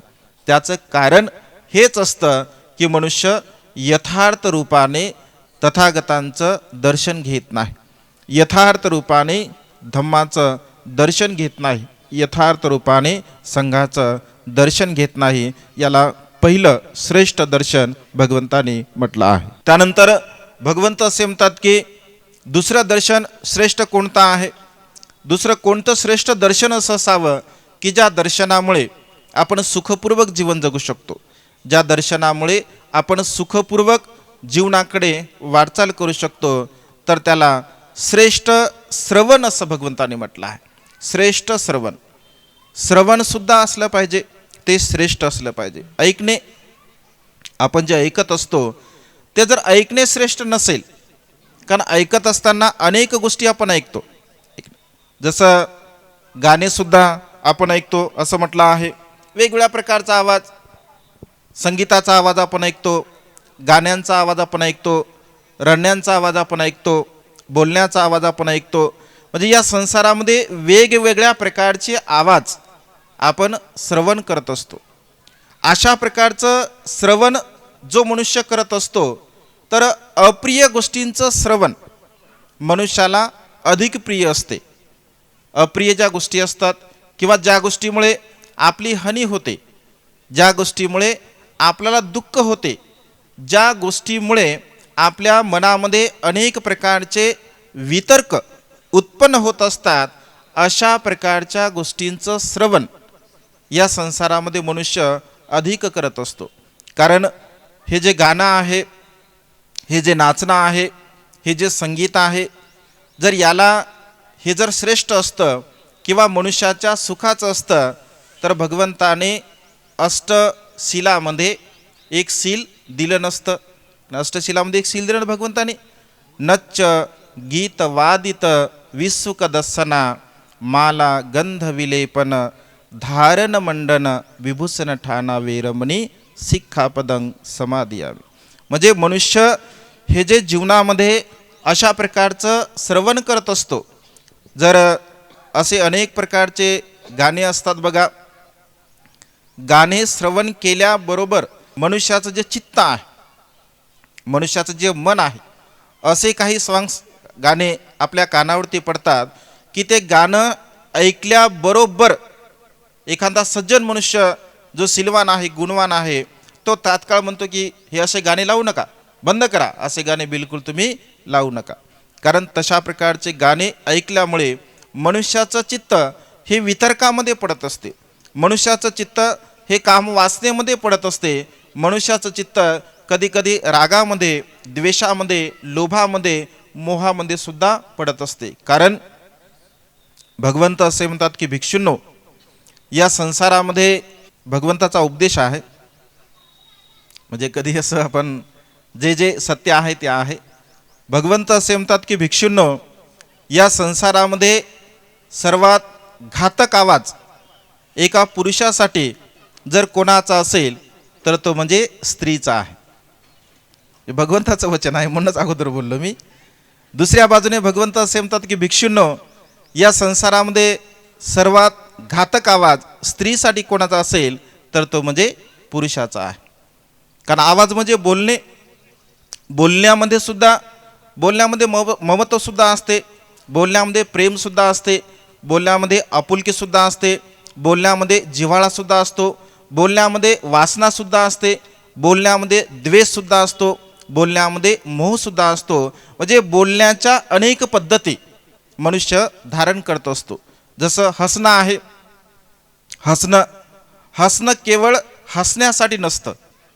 ऐक ना, हसणं केवळ हसण्यासाठी नसतं, तर हसण्यामागे कधी प्रेम असते, हसण्यामागे कधी आनंद असतो, हसण्यामागे कधी मिश्किलपणा असतो, तर हसण्यामागे कधी सुडाची भावना सुद्धा असू शकते. जे मनुष्य जो हसतो तर सारख्याच भावनेने हसतो का? हसत नाही. कारण वेगवेगळ्या प्रकारच्या भावनेने मनुष्य हसत असतो. अगदी तशाच प्रकारे भगवंत असे म्हणतात की या संसारामध्ये जे जे आपण श्रवण करत असतो, जे जे आपण ऐकत असतो, तर ज्या ऐकण्यामुळे राग उत्पन्न होत असेल, द्वेष उत्पन्न होत असेल, मोह उत्पन्न होत असेल, मीपणा, अहमपणा, गर्व, ईर्ष्या उत्पन्न होत असेल, तर अशा प्रकारचं श्रवण हे ग्राम्य आहे, तुच्छ आहे, मूर्खत्वाचा आहे, नीचपणाचा आहे. आणि त्यामुळे अशा प्रकारचं श्रवण आपण कधीही करू नये.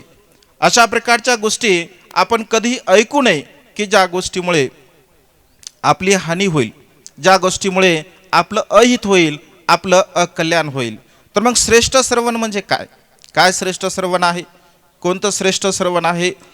तर भगवंत असे म्हणतात की या संसारामध्ये जो दुःखमुक्तीचा मार्ग आहे, जो निरोधगामी मार्ग आहे, जो उपशमनाचा मार्ग आहे, जो विकाराला मुक्त करण्याचा मार्ग आहे, जो सर्व प्रकारच्या तृष्णेला नष्ट करण्याचा मार्ग आहे, जो निर्वाण मार्गाकडे घेऊन जाणारा जो मार्ग आहे, अशा श्रेष्ठतम धम्माचं श्रवण करणे हे सर्व श्रेष्ठ आहे. धम्माचं श्रवण करणे हे सर्वश्रेष्ठ आहे. धम्माच्या श्रवणासारखं श्रेष्ठ श्रवण या जगामध्ये कोणतंही नाही आहे. त्यामुळे भगवंताने विशेष रूपाने सर्वांना उद्देशून, तसं भिक्षूंना उद्देशून बहुतांश उपदेश आपल्याला पाहायला मिळतात. त्याचं कारण असं होतं की भिक्षू अधिक प्रमाणामध्ये भगवंताच्या समोर असायचे आणि त्यामुळे बहुतांश उपदेश देत असताना भगवंताने भिक्षूंनो आणि भिक्खुनींनो अशा प्रकारचा शब्द प्रयोग केला. परंतु तथागतांचा धम्म या संसारामध्ये जीवन जगणाऱ्या प्रत्येक मनुष्यसत्वासाठी लागू पडणारा आहे. मग तो कोणी स्वतःला बौद्ध समजणारा असो किंवा अन्य धर्माचा असो, अन्य संप्रदायाचा असो, कोणी असो, तथागतांचा धम्म हा सर्वांसाठी कल्याणकारी आहे. आणि त्यामुळे भगवंत असे म्हणायची की आपण जीवन जगत असताना केवळ 2 गोष्टी आपण आपल्या जीवनामध्ये केल्या पाहिजे. एक तर तुम्ही जेव्हा चर्चा करता, वादविवाद करता, जेव्हा बोलता, जेव्हा संवाद साधता, तर केवळ धम्माचा संवाद आपण साधला पाहिजे. धम्माची चर्चा आपण केली पाहिजे. धम्माबद्दल वादविवाद आपण केला पाहिजे. ही गोष्ट जर तुम्ही करत नसाल तर शांत चित्ताने एखाद्या झाडाखाली बसावं, एखाद्या गुहेमध्ये बसावं, एखाद्या मोकळ्या जागेमध्ये बसावं आणि स्वतःला संयमित करून शांत चित्ताने आनापानसतीची भावना, विपश्यनेची भावना करून आपल्याला दुःखमुक्तीच्या मार्गाकडे वाटचाल करण्याचा आपण प्रयत्न करावा. तुम्ही तुमच्या जीवनामध्ये खूप चांगल्या प्रकारची सेवा केली पाहिजे. सदग्रस्तांसाठी मातेपित्यांची सेवा करणे हे सर्वात मोठं कुशल कर्म, सर्वात मोठं पुण्यकर्म असं भगवंतांनी सांगलं आहे. भगवंत असे म्हणतात की ज्याला भगवंताची सेवा करायची आहे, असं कोणाला वाटतं की आपण भगवंताची सेवा करावी तर त्या व्यक्तीने वृद्ध व्यक्तींची सेवा करावी, आजारी व्यक्तींची सेवा करावी असं भगवंतांनी म्हटलं आहे. आणि त्यामुळे सेवा हा धर्मसुद्धा आपल्यामध्ये असणं अत्यंत गरजेचं आहे. तर तथागतांच्या या श्रेष्ठ उपदेशाच्या द्वारा तुम्हाला श्रेष्ठतम हे जे गुण आहे, हे श्रेष्ठतम गुण सांगण्याचा मी प्रयत्न केला. श्रेष्ठतम दर्शन आपल्या जीवनामध्ये असावं, ज्या श्रेष्ठतम दर्शनाला आपण जाणावं, समजून घ्यावं आणि श्रेष्ठतम लाभ आपल्या जीवनामध्ये असावा, श्रेष्ठतम शिक्षा आपल्या जीवनामध्ये असावी आणि श्रेष्ठतम धम्मचर्या आपल्या जीवनामध्ये असावी. या 6 प्रकारच्या सद्गुणाला आपण आपल्या जीवनामध्ये धारण करावं, त्यानुसार जीवन जगण्याचा प्रयत्न करावा. कारण हे मानवी जीवन अत्यंत म्हणजे दुःखकारक आहे. हे मानवी जीवन चंचल आहे, क्षणभंगूर आहे. परिवर्तनशील आहे, क्षणक्षणी बदलणार आहे. त्यामुळे मिळालेल्या आयुष्यामध्ये आपण खूप चांगल्या प्रकारे धम्माचं आचरण करावं, धम्माचं अनुसरण करावं आणि स्वतःला दुःखमुक्तीच्या मार्गाकडे घेऊन जाण्याचा प्रयत्न करावा. आजच्या मंगलमय प्रसंगी अधिक न बोलता एवढीच ही धम्मदेशना देऊन देशना संपन्न करतो. सर्वांचं मंगल हो, सर्वांचं कल्याण हो, सर्वांना दीर्घायुष्य लाभो. तर बघा, बाबासाहेबांनी एवढे अनंत उपकार आपल्यावरती केले.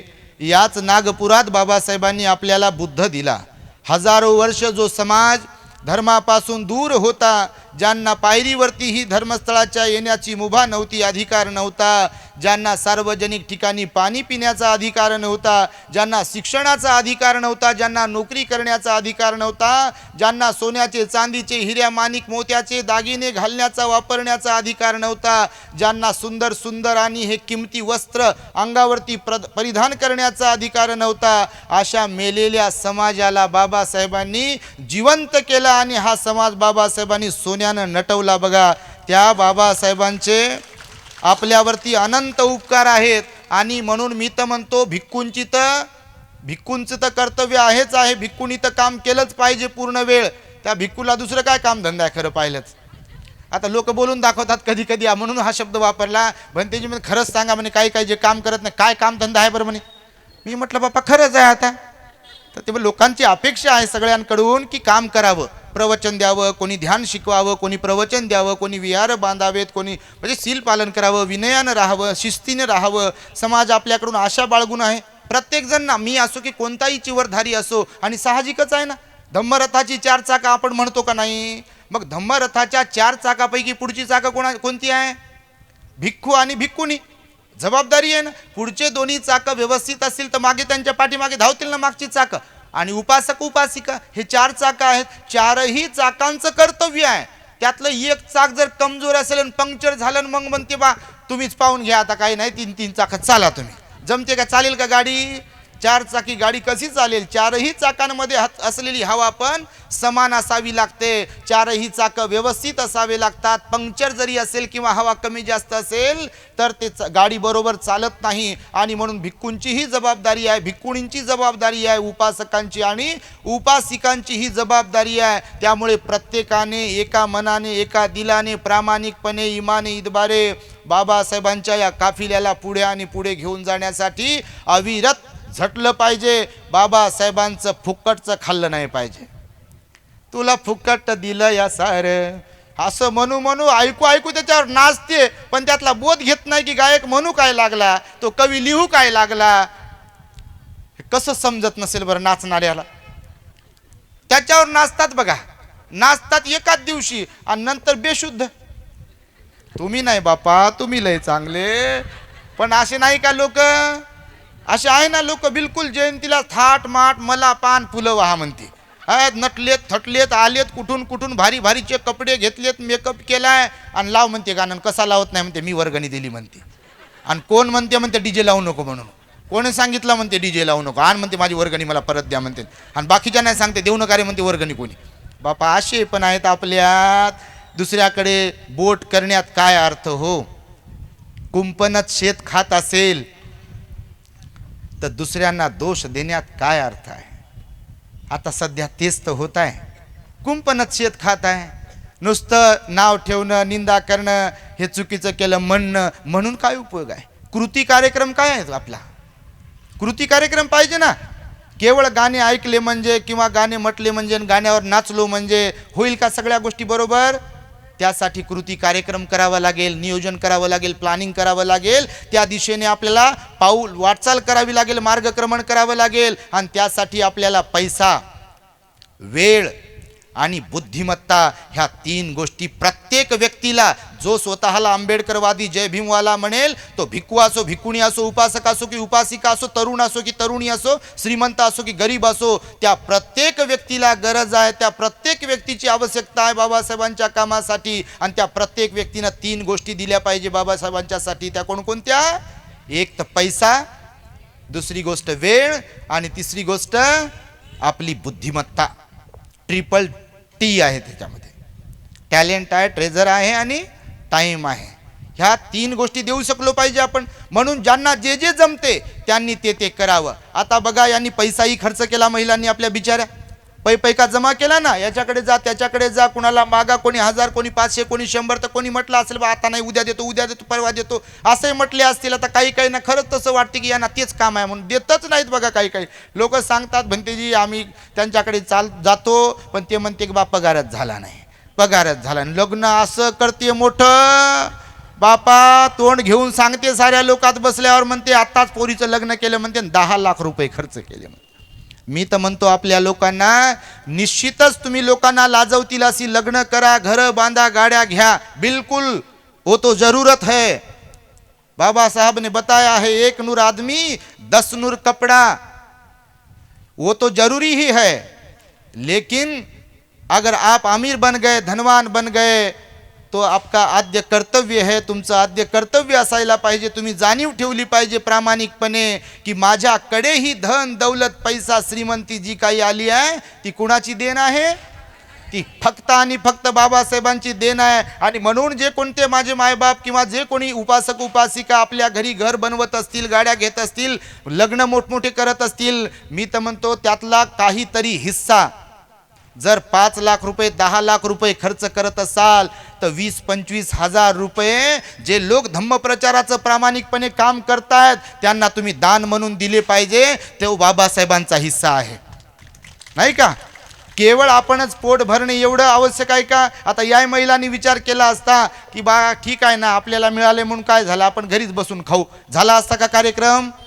झाला असता का? बिलकुल झाला नसता. कोणतंही चांगलं काम करायचं आहे तर त्यासाठी मेहनत करावी लागते, झिजावं लागते, खपावं लागते, समर्पण द्यावं लागते, मान अपमान सहन करावा लागतो. आम्ही पण त्याला अनुभवतो आहे. बघा, तुमच्या माहितीसाठी सांगतो, लोकांना कोणा असं वाटत असेल बापा लोक तर लय पाया पडतात यांना पाहिलं की हात जोडतात, यांना पाहिलं की वंदन करतात, दान देतात. आता लोकांना वरवरच दिसते सगळं. इकडं काय होत असेल आतमध्ये ते कुणाला दिसते? कंबर दुखत असेल का, मनका दुखत असेल का, घसा दुखत असेल का, अजून काय सांगावं तर मग काय उपकार करता का म्हणेल एखादा उठून तुमच्यातला, म्हणून सांगता येत नाही बापा, ते मुकच असं. तर खरंच गोष्ट अशी आहे, चांगलं काम करणाऱ्यांना त्रास होतो, पण बाबासाहेब म्हणाले जे काम आपण करतोय ते जर चांगलं असेल तर त्यासाठी होणारा त्रास हा वाया जात नाही. इतिहास जेव्हा लिहिला जाईल तेव्हा तुमची नोंद त्या इतिहासामध्ये होईल की हे जिवंत होते, बाकीच्यांची नोंद होईल बाकीचे सगळे मेलेले होते. माहिती आहे तुम्हाला? आणि म्हणून इथे जीवन मिळाल्यानंतर तुम्हाला जिवंत राहून जगायचंय की मरून राहून जगायचंय, कुणावर डिपेंड आहे, कुणावर अवलंबून आहे? आणि म्हणून बाबासाहेबांच्या प्रत्येक व्यक्तीने, मुलाने, लेकीने, लेकाने जागृत असायला पाहिजे, सावध असायला पाहिजे, आपला वेळ दिला पाहिजे. आणि म्हणून मला पुन्हा आपल्या गणवीरताईचं, बागडेताई आणि त्यांच्या साथ देणाऱ्या सगळ्या महिलांचं कौतुक वाटते की त्यांनी एवढा सुंदर कार्यक्रम घडवून आणला. बघा, सगळ्याच माझ्या आया, सगळ्याच माझ्या बहिणी, सगळ्याच महिला जर अशा एकवटल्या आणि भिसीतून वेळ काढून जर इकडं घुसल्या बापा भिसीसाठी, तर लय मर. आज यांच्याकडे मीटिंग आहे. त्या दिवशी एक आई विहारात आल्या आणि मी म्हटलं बाई तुम्ही उशिरा आल्या कसं काय बरं? रोज वेळेवर. म्हणते जी आमची भिसीची मीटिंग होती म्हणे. मी म्हटलं बापा बरं आहे, भिसीची मीटिंग होती तर भिसीचा कार्यक्रम करा. काय भिसी असते ते काय माहीत नाही आम्हाला, तर भिसी काय असते ते करा भिसी. परंतु भिसीसाठी जसे एकत्र येतात तसे असे सामाजिक धार्मिक कार्य करण्यासाठी सुद्धा तुम्ही चंग बांधला पाहिजे आणि एकत्र आले पाहिजे, तरच बाबासाहेबांना अभिप्रेत असलेलं कार्य होईल. आणि एकदा हात पाय थकण्याच्या अगोदर आपण वेळ देऊ शकलो पाहिजे. बघा, बुद्धी देऊ शकलो पाहिजे, कारण हे नश्वर आहे, क्षणभंगूर आहे का नाही? डोळे कामातून गेल्यावर, तोंड कामातून गेल्यावर, हातपाय कामातून गेल्यावर समजा नंतर इच्छा झाली, हां मी काम करायला पाहिजे होतं. काय काम करायला पाहिजे होतं? ढेकळाचं काम केलं नाही, काही नाही. नंतर एकदम एज बार झाल्यावर सगळं व्हॅलिडिटी संपल्यावर म्हणते मी जायला पाहिजे. म्हणजे काय करतो बाबा येऊन इकडं? काही उपयोगच नाही ना, नुसतं येऊन बसण्यात काय अर्थ आहे का? वाईट नका वाटू देऊ, पण खरंच सांगा तुम्ही, जोपर्यंत बुद्धी काम करते, स्मरणशक्ती चांगली असते, जोपर्यंत बोलता येते, ऐकता येते, तोपर्यंत चांगलं काम करू शकतो, चांगल्या ठिकाणी जाऊ शकतो, चांगली चर्चा करू शकतो का नाही? पण हे कामातून गेल्यावर मग काय करू शकतो आपण? कुठंच जाऊ शकत नाही. त्या दिवशी काय म्हणे भंतेजी, खूप इच्छा आहे मला बुद्धगयेला येण्याची तुमच्या बरोबर, पण काय करावं म्हणे भंतेजी, मला चालताच येत नाही बापा. मी म्हटलं बापा आता मी माझ्यावर एक दिवस वेळ येईल, मला चालता येणार नाही, त्याच्यात काय मोठी गोष्ट, तुमचा चान्स हुकला तर असे चान्स हुकू नका, हे तुम्हाला मी सांगतो आहे. कारण हे वेळ पुन्हा येत नाही बघा. जीवनात संधी पुन्हा पुन्हा भेटत नाही. तारुण्यातच तारुण्य आहे. म्हातारपणाकडे गेल्यावर कोणती क्रीमन, कोणताय मलमन, कोणत्या गोळ्यान काही लावा याला. बापा एकदा हे कान लुळलुळे झाले, इथं सुरकुत्या पडल्या, दात पडले, डोळे खोल खोल गेले. हे पांढऱ्याचं निळं, निळ्याचं हिरवं पिवळं करू करूच परेशान. पण ते काय तारुण्य येत नाही. त्याला येते का? तुमच्यात बसलेलं कोणी असेल याला रंग लावू लावू परेशान होणारे. पण ते पूर्ववत होते का? तरुण होते का माणूस? होत नाही बघा. आणि म्हणून वेळ पुन्हा पुन्हा येत नाही, संधी पुन्हा पुन्हा भेटत नाही. आणि त्यामुळे हे नश्वर होण्याच्या अगोदर, हे वाया जाण्याच्या अगोदर, थकण्याच्या अगोदर, खाटेवर खंगून जाण्याच्या अगोदर या देहाचाही बुद्ध बाबासाहेबांच्या कार्यासाठी आपण वापर केला पाहिजे. विहारात गेलो पाहिजे, बुद्धगयेला गेलो पाहिजे, अशा कार्यक्रमांचं आयोजन केलं पाहिजे, पुढाकार घेतला पाहिजे, मान अपमानाला महत्त्व दिलं नाही पाहिजे. बाबासाहेबांना किती त्रास झाला हे कोणाला माहीत नाही. आपल्यातल्या कोणाला माहीत नाही? माहीत नाही तुम्हाला कोणाला? कितीतरी सिरियल, कितीतरी चित्रपट पाहत असाल तुम्ही, पुस्तकं वाचत असाल, भाषणं ऐकत असाल की बाबासाहेबांचे लेकरं गेले, रमाई गेल्या, कमी वयामध्ये गेल्या का नाही? मग एवढं बाबासाहेबांनी आपल्यासाठी संपूर्ण जीवन कुर्बान केलं आहे. समर्पित जीवन जगले बाबासाहेब, स्वतःसाठी जगले नाही. जरी वकील होते, बॅरिस्टर होते, प्रोफेसर होते, स्वतःचा विचार केला काय फक्त? आणि आपण तर बापा म्हणते बाल्या बाल्या बाल्याची माय, 10 बाय 10च्या खोलीत आम्ही, आणि समाज गेला म्हणते चुलीत. तुम्ही नाही बापा, तुम्ही लय चांगले. पण असे आहे का नाही लोक? बिलकुल असे बिलकुल विचार करत नाही. त्यांनी विचार केला पाहिजे. 3 मुले, मुलगी, पत्नी मातीमध्ये गेली, तरी त्या युगंधराने पर्वा नाही केली पर्वा? बिलकुल पर्वा केली नाही हो त्या बाबासाहेबांनी आपल्यासाठी. आपल्याला हे सोन्याचे दिवस येण्यासाठी किती किती बाबासाहेब झिजले, थकले, परेशान झाले. त्यांचाही गुडघा फ्रॅक्चर झाला होता, कमरेचा त्रास होता, मणक्याचा त्रास होत होता, डायबिटीजचा त्रास होत होता. बिलकुल बिनाकामाचा आपल्यासारखा एखादा माणूस आणि बाई असती तर ते कारण सांगते, म्हणते लय कंबर दुखते, म्हणते मी काय येत नाही, म्हणते गुडघा दुखते, मी काय येत नाही, डायबिटीज झाला, मी काय येत नाही, बीपीचा त्रास होते, मी काय येत नाही. केवळ नोकरी, शिक्षण बाल्याच्या मायसाठीच घातलेलं असते. पहा तुम्हाला सांगतो, जीवनभर. मी तर म्हणतो रिटायर्ड झाल्यावर तरी यावं का नाही, तरी येत नाही, तरी घरातच इंटरफिअर करत राहतात. काही तुम्ही नाही बापा, पण काही लोक घरातच इंटरफिअर करतात. मी म्हणतो बापा रिटायर्ड झाल्यावर तरी इकडे यायला पाहिजे, वेळ दिला पाहिजे ना, बुद्धिमत्ता खर्च केली पाहिजे. तुम्ही जर कुठल्या नोकरीत असाल, ज्या कुठल्या डिपार्टमेंटला तुम्ही होतात, त्या डिपार्टमेंटला, त्या क्षेत्रात जाणारे आपले गरीब दीन दुबळ्यांचे जेवढे विद्यार्थी आहे त्यांना तुम्ही शिकवा. तुम्हाला जबाबदारी दिली ना बाबासाहेबांनी. तुम्ही महिला असाल, तुमच्याकडे कोणतं टॅलेंट आहे तर आपल्या होतकरू मुलांना, मुलींना तुम्ही शिकवलं पाहिजे ना. बिलकुल ते ज्ञान वाया नाही गेलं पाहिजे. आपल्याकडे जे कोणतं ज्ञान आहे ते ज्ञान वाया नाही गेलं पाहिजे. आपण ते समाजाला, बाबासाहेबांना समर्पित केलं पाहिजे, अर्पित केलं पाहिजे. आणि म्हणून आपली बुद्धिमत्ता, आपली शक्ती आणि संपूर्ण जीवन नश्वर होणार असल्या कारणाने त्याचा सदुपयोग घ्यावा. आणि हे यासाठी म्हणून मी सांगितलं की या महिलांचं, गणवीरताई, बागडेताई आणि सगळ्याच महिलांचं कौतुक करण्यासाठी म्हणून सांगितलं की यांच्यासारखा उत्साह सगळ्यांमध्ये असावा. भगवान बुद्धांनी बघा, मी आज तुम्हाला सांगेल, ही जी गाथा म्हणालो ना प्रारंभी, ही धम्मपदातील गाथा आहे. अत्यंत महत्त्वपूर्ण अशी गाथा आहे बघा. हे भगवंताचं वचन आहे. भगवान या गाथेमध्ये काय म्हणाले? ज्या कोण्या व्यक्तीला जीवनामध्ये यशस्वी बनायचं आहे, आता यशस्वी कोणाला नाही बनायचं? इथे आहे का तुमच्यामध्ये कोणी बसलेलं की ज्यांना यशस्वी बनायचं नाही? या जीवनामध्ये यश प्राप्त करता आलं पाहिजे, जीवनाला यशस्वी बनवता आलं पाहिजे ना, तर या जीवनाला अर्थ आहे ना. नाही तर कुत्र्या मांजऱ्यांसारखं आलो काय तर आलो, गेलो काय तर गेलो, त्याला अर्थ आहे का काही? तर आल्यानंतर हे जीवन यशस्वी होण्यासाठी भगवंताने धम्मपदातील या गाथेमध्ये 7 प्रकारचे असे नियम सांगितले की जे नियम आपल्या जीवनाला यशस्वी बनवू शकतात. बघा, तुमच्यातल्या कोणाकोणाला बनायचं यशस्वी? हात वर करा बरं. बापा कोणाचा असता हात खाली नाही, सगळ्याचेच हात वर आहे. तर भगवान म्हणाले आपोआप तर कोणाला यश प्राप्त करता येणार नाही. म्हणून या धम्मपदाच्या गाथेत भगवान बुद्ध काय म्हणाले? उत्साही, स्मृती जागरूक राखणारे, ठेवणारे, सूचिकर्म करणारे, विवेकाने वागणारे, संयमशील असणारे, आळस रहित राहणारे, धम्माचं आचरण करणारे, असे जे कोणते लोक असतील त्यांच्याच जीवनाला यश प्राप्त होते. बाकी सगळ्यांचं जीवन निरर्थक वाया जाते. किती नियम सांगितले भगवंताने?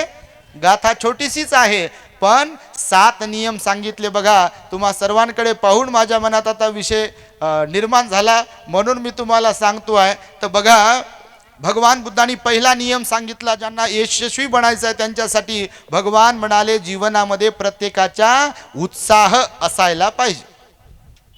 उत्साह असायला पाहिजे ना. उत्साह म्हणजे काय? तर हुरूप असायला पाहिजे, उभारी असायला पाहिजे. त्यामुळे प्रत्येक व्यक्तीच्या जीवनामध्ये जर जीवन यशस्वी करायचं आहे तर उत्साह असला पाहिजे, हुरूप असला पाहिजे. आता त्या झोपी गेल्या असत्या घरी, कोणी म्हटलं असतं का उठा आणि काम करा म्हणून?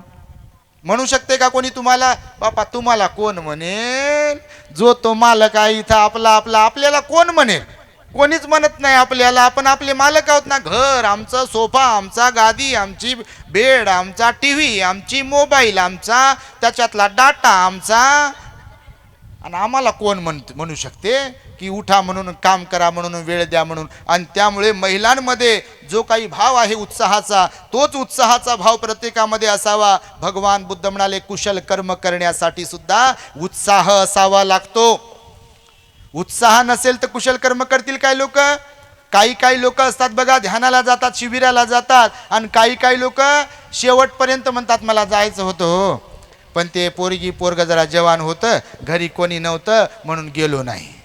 आणि ते पोरं लहान असताना म्हणते ते लहान होते, शाळेमध्ये पाठवावं लागते, घेऊन जावं लागते, आणावं लागते, तेव्हा जाणं झालं नाही. नंतर म्हणते पोराचं लग्न आहे म्हणते, नंतर म्हणते सुनबाई गरोदर राहिली किंवा लेक गरोदर होऊन इकडं आली म्हणते. पुन्हा म्हटलं की म्हणते मग आता ते लेकराला पुन्हा एक झाले, त्याला सांभाळायला कोणी नाही म्हणते. आणि त्या पोरीला सुनीला काही कळत नाही म्हणते, बाळांपण झाल्यावर कसं काय करावं ते अनुभवी आपण आहे तर आपल्याला थांबावं लागते म्हणते. पुन्हा म्हणते ते लेकरू मोठं होतं, आता लेकरू मोठं आहे तसे सांभाळायला कोणीच नाही म्हणते. असं म्हणता कंबर कामातून जाते, डोळे कामातून जातात, कान कामातून जातात, दातही कामातून जातात, आणि हातपाय कामातून जातात, आणि एखाद्या वेळेस बटन टपकन दबते, आणि सगळं असंच राहून जाते. पहा, त्याच्यामुळे तुम्ही ह्याच्यातून बोध घ्या की जीवनामध्ये यशस्वी जीवन जगायचंय तर कोणता नियम पाळायचा? पहिला उत्साह असला पाहिजे, हुरूप असला पाहिजे.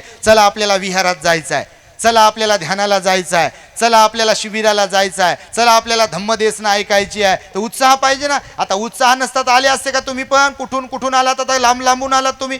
उत्साह नसतात आले असता का तुम्ही? बिलकुल नाही. उत्साह, इंटरेस्ट आहे तुमच्यामध्ये, हुरूप आहे तुमच्यामध्ये, जोश आहे तुमच्यामध्ये, आणि म्हणून तुम्ही आलात. भगवंताने सांगितलं की चांगले काम करण्यासाठी, कुशल कर्म करण्यासाठी आपल्यात असावा लागतो तो म्हणजे उत्साह. समजलं का? धम्म कार्य करण्यासाठी काय असावं लागते? उत्साह.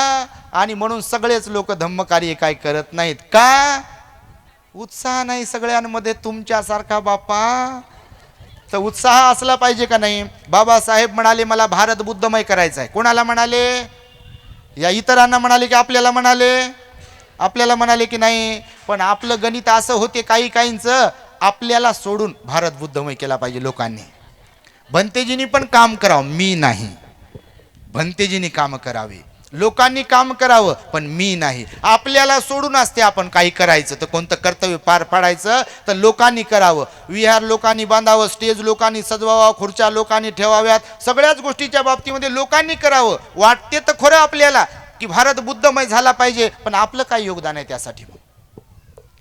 हा प्रश्न आहे का नाही? अगर हमको ऐसा लगता है कि भारत बुद्धमय बनना चाहिए तो अपना क्या कर्तव्य है? हम भी तो बाबा साहब के बच्चे हैं ना, तो हर किसी का यहाँ पर कर्तव्य होगा और होना चाहिए. अपना कर्तव्य होना चाहिए कि हम क्या दे रहे हैं समाज को. बाबा साहब का काम होना चाहिए, इसलिए हम क्या दे रहे हैं. खाली जय भीम बोलने से होगा क्या भारत बुद्धमय? आप ही बताओ. सिर्फ जय भीम बोलने से भारत बुद्धमय हो सकता है? हम सिर्फ वर्गणी दे रहे हैं जयंती के लिए भारत बुद्धमय हो सकता है? भारत को अगर बुद्धमय बनाना हो तो उसका प्लानिंग है, उसका नियोजन है. और मैं तो कहता हूं कि जिस किसी को ऐसा लगता है कि भारत को बुद्धमय बनाने के लिए भंते जी लोगों ने काम करना चाहिए, उपासक लोगों ने काम करना चाहिए, कोई किसी संगठन ने काम करना चाहिए, तो उस हर किसी को मैं बताना चाहूँगा कि जिसको भी ऐसा लगता है कि बाबा साहब का काम होना चाहिए तो उसने खुद अपनों से शुरुआत करनी है. खुद के घर को बुद्धमय बनाना होगा पहिले, तो भारत बुद्धमय होगा. भरपूर सारे लोक म्हणतात भाषणात आम्ही लय भाषण ऐकायला लागतात बापा, काही काही ठिकाणी आम्हाला, आम्ही मुख्यत बसतो असे, येते गरजू गरजू गरजू गरजू बोलते आणि त्याचं सगळं बॅक हिस्ट्री आम्हाला माहीत असते. त्यांच्या घरचं कोणीच बसलेलं नसते येऊन.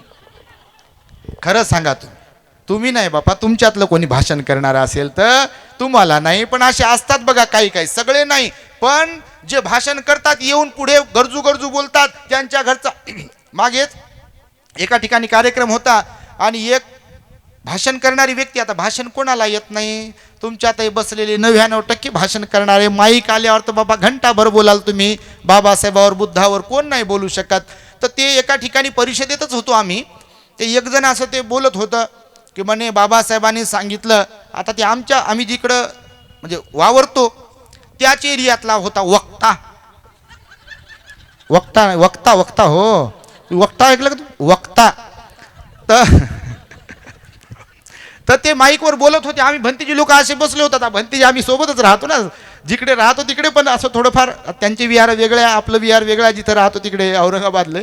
तर मग आता आपल्या एरियातल्या लोकांची ओळख असते ना आपल्याला, पूर्ण परिसर जरी समजा आहे तर ओळख असते, हुडकेश्वरमध्ये कोण कुठं काय करते काय नाही ते काम करते. तर ते भाषण करणारे ते वक्ता म्हणून ते प्रसिद्ध होते सगळीकडे, आहे आत्ताही प्रसिद्धच आहे. तर भाषण तावातावाने बोलतात बापा लोक.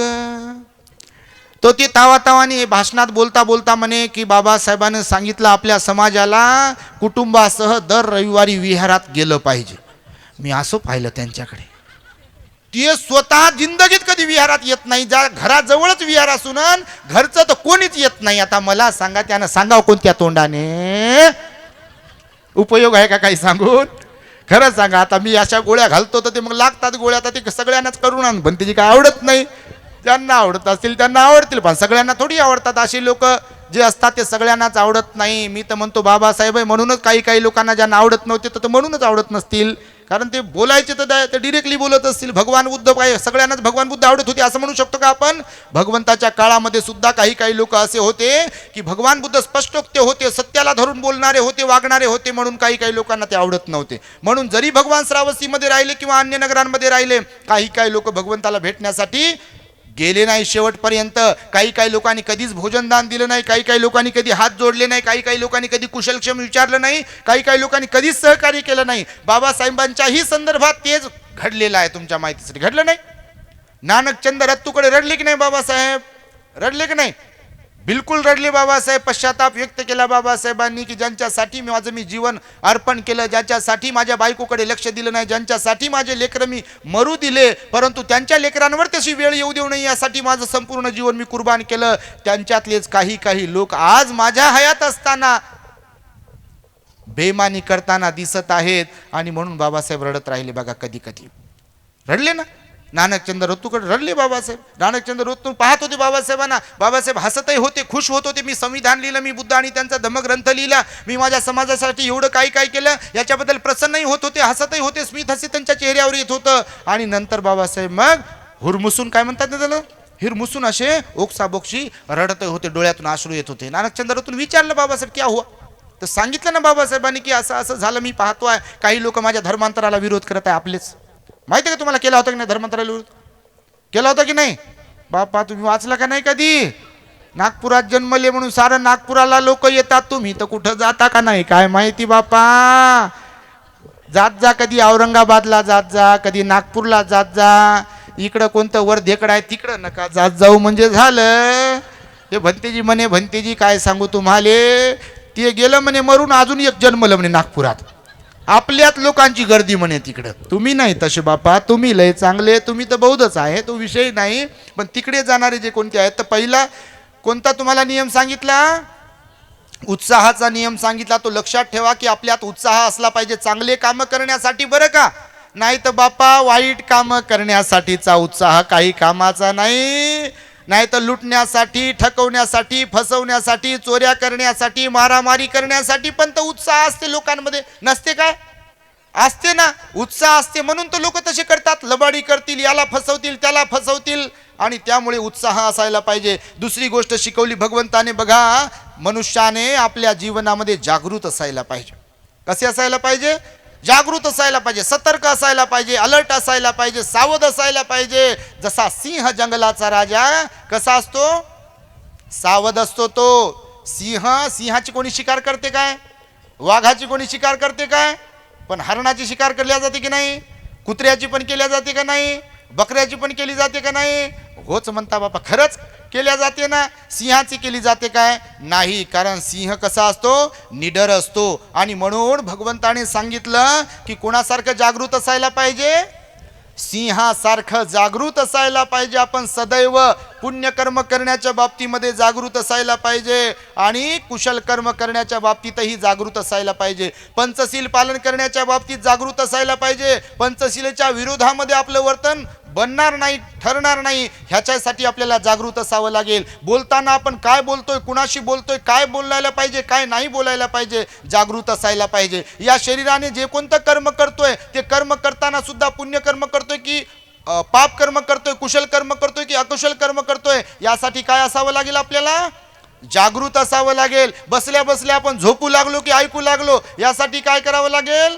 जागृत. तुम्ही नाही बापा, तुम्ही कुठे झोपाल? सांगतो जसं काही काही ठिकाणी आम्ही असे बसलेले असतो, कोणीतरी भाषण करते आणि लोक सणा ढर ढर घोरतात बापा.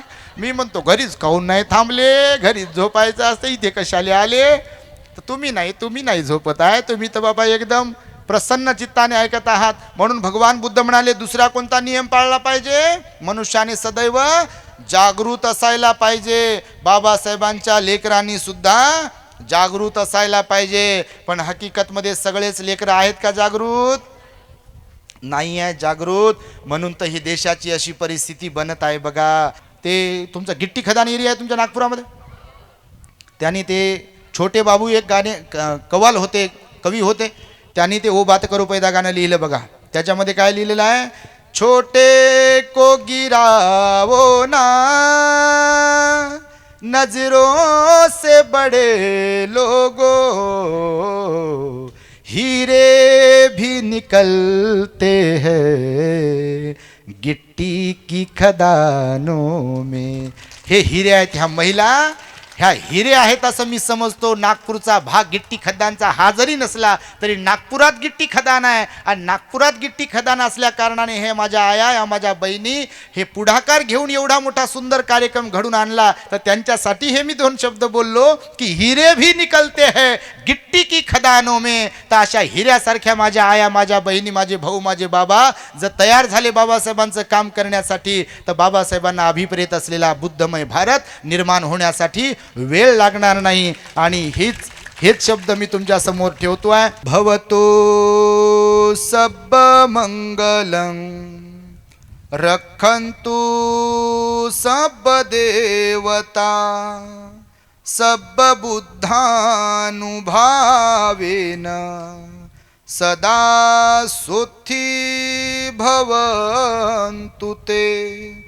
भवतु सब मंगलं रखन्तु सब देवता सब धम्मानुभावेन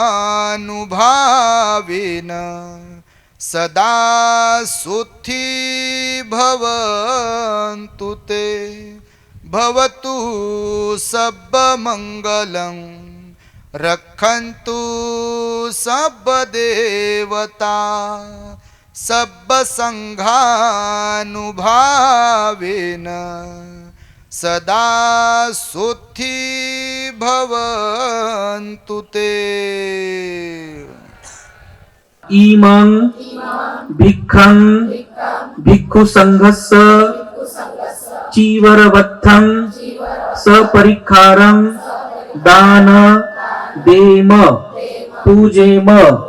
द्वितीयंपि इमं भिक्खं भिक्खु संघस्य चीवरवत्थं सपरिक्खारं दान देम पूजेम ततियंपी पूज्य भंते आम्ही आमच्या पुण्यकर्मासाठी चिवरदान परिष्कार दान देत आहोत.